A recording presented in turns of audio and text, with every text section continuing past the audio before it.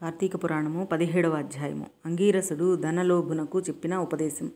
ఓ మునిశ్రేష్ఠులారా, ఓ ధనలోభి, మీకు కలిగిన సంశయములను సమాధానము చెప్పుచున్నాను వినుడు. కర్మ వలన ఆత్మకు దేహధారణము సంభవించుచున్నది. కావున శరీరోత్పత్తికి కర్మ కారణమగుచున్నది. శరీరధారణ వలన ఆత్మ కర్మను చేయును. కనుక కర్మ చేయుటకు శరీరమే కారణమగుచున్నది. స్థూల సూక్ష్మ శరీర సంబంధము వలన ఆత్మకు కర్మబంధము కలుగునని తొల్లి పరమేశ్వరుడు పార్వతీదేవికి వివరించను. దానిని మీకు వివరించుచున్నాను. ఆత్మ అనగా ఈ శరీరమున అహంకారము ఆవహించి వ్యవహరించుచున్నది అని అంగీరసుడు చెప్పగా, తిరిగి ధనలోభుడు ఇట్లు ప్రశ్నించను. ఓ మునీంద్ర, నేనింతవరకును ఈ దేహమే ఆత్మ అని భావించుచుంటిని. కనుక ఇంకనూ వివరముగా చెప్పండి. వాక్యార్థ జ్ఞానమునకు పదార్థ జ్ఞానం కారణమగుచుండును.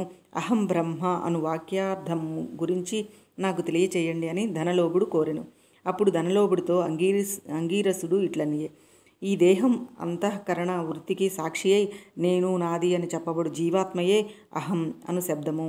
సర్వాంతర్యామి అయి సచ్చిదానంద రూపమైన పరమాత్మ సహ అను శబ్దము. ఆత్మకు ఘటాదుల వలె శరీరము లేదు.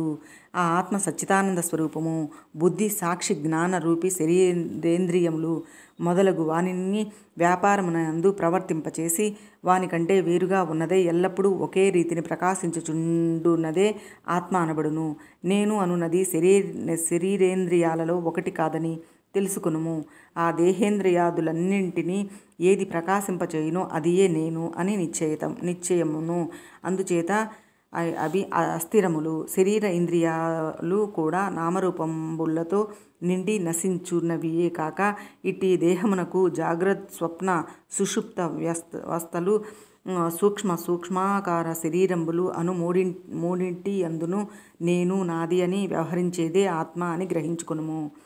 సూదంటు రాయిని ఇనుము అంటిపెట్టుకుని తిరుగునట్లా శరీర ఇంద్రియాదులు దేనిని ఆశ్రయించి తిరుగుచుండునో దాని సన్నిధిని ఆత్మను తోచును.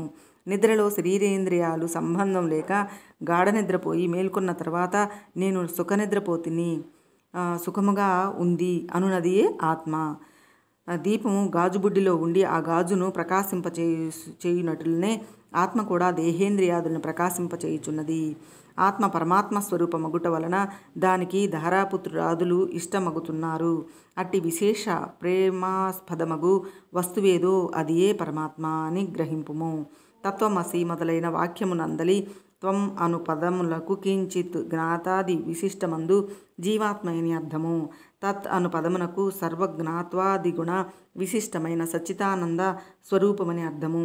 అసి అనేది జీవాత్మ పరమాత్మల ఏకత్వమును బోధించును. ఈ రీతిగా సర్వజ్ఞాత్వాది ధర్మములను వదిలివేయగా సచ్చిదానంద రూపమొక్కటియే నిలుచును.